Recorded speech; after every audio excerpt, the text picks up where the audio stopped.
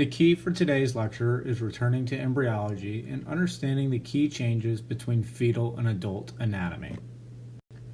During development, the heart is the first functional organ, beginning at the end of the first month.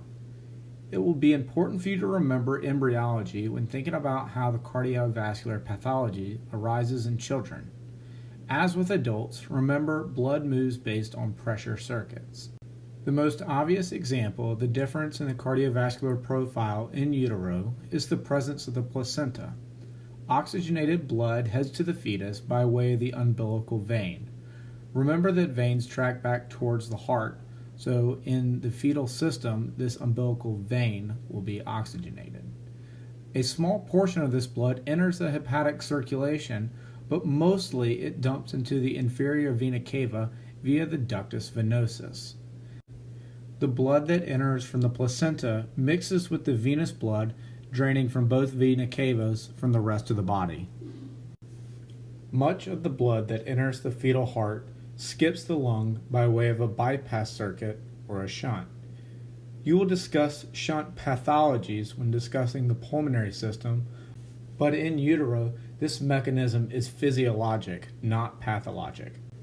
The lungs are a high-pressure system in the absence of oxygen. You will learn about hypoxic vasoconstriction in the pulmonary system, and this mechanism plays an important role in the fetal flow.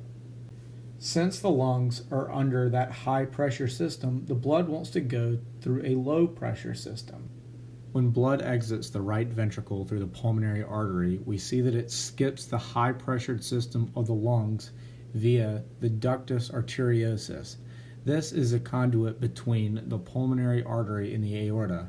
The aorta here in utero is going to be under a lower pressure system, so we see that blood goes from the high pressure system, which is the right side, to the low pressure system, which is going to be the left side in the aorta.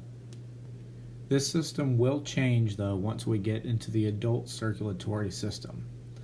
You should remember the ductus arteriosus from anatomy and recall that this is a 6-pharyngeal arch structure that catches the left recurrent laryngeal branch of the vagus nerve. We also have another conduit to pass blood from the right side to the left side. This is the foramen ovale. This should close after birth, but it does remain in some individuals as a patent foramen ovale. At birth, a few things happen to transition the baby to life outside the uterus. First, the infant takes a breath as oxygen enters the pulmonary system. It dilates the vessels. This drops the resistance, allowing for greater flow into the pulmonary system. As we increase the flow through the lungs, more blood enters the left side. This raises the pressure in the left atrium, closing the patent foramen ovale. The next thing that we may see is clamping of the umbilical cord. If we remember, the umbilical cord contains the umbilical vein, which delivered oxygenated blood to the right side of the heart. When we clamp the cord, this drops the venous return, therefore dropping the right-sided pressure. Additionally, clamping of the cord eliminates a low-pressure shunt, which will raise the pressure on the arterial side.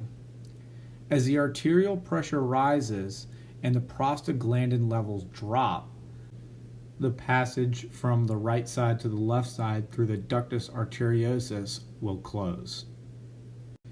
In class, you will go over some developmental abnormalities, but as long as you keep the embryology and the pressure-flow relationships in your mind, then you should be able to answer any questions that arise.